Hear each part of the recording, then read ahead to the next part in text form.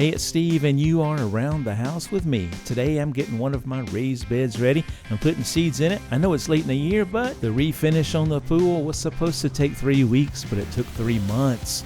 Oh, I was not a happy camper, but better late than never. Let's get the garden started. I built these beds about 2 years ago. They're made out of cedar. I've got some good outdoor potting mix left over from the pool beds, so I'm going to put that in this one and mix it around, blend it really good. And once I have all of that blended, I use my hoe to make a V-shaped row, and into these rows I drop the seeds. Today I'm planting radishes, bell pepper, spinach, butternut squash, spaghetti squash, and some lettuce over in the other bed. Now, the interesting thing about this lettuce is this is romaine lettuce that I bought at the grocery store and saved the root in. I put it in a jar or a glass full of water by the kitchen sink under the window and waited for it to grow its own roots, and that's what we have here. So I'm going to put it out there and just see what happens. I transplanted some last year and they did pretty good, so hopefully these will too.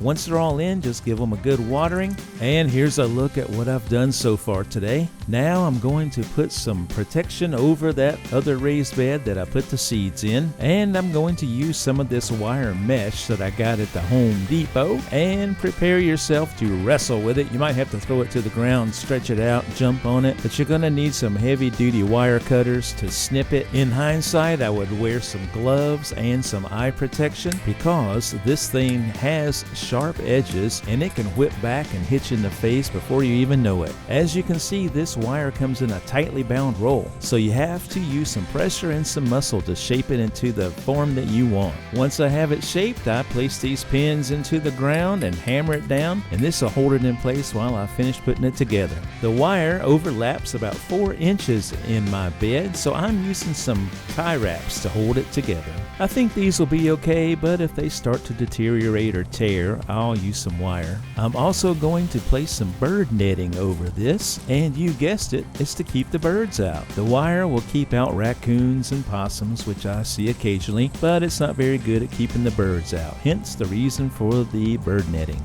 If you have an extra set of hands around while you're doing this, go grab them, because this is kind of hard to handle, and I found myself doing some sort of dance to try to get it to work. But anyway, take your time with it, it'll work out. Have some scissors handy so you can cut away the excess. I cut mine so that it would fall onto the ground, and I picked up that excess and just tucked it in, and there you have it. These are my raised beds for this year. Better late than never. If you try this at home, just take your time, don't work too hard and hurt yourself.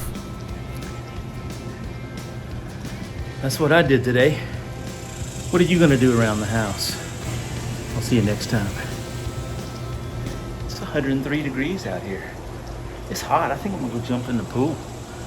Maybe we should wait till October to do this. It's too hot. Listen to all the bugs. Whew. Thanks for watching, and thanks for subscribing. If you like the video, hit the like button. This is Steve, and I will see you next time around the house.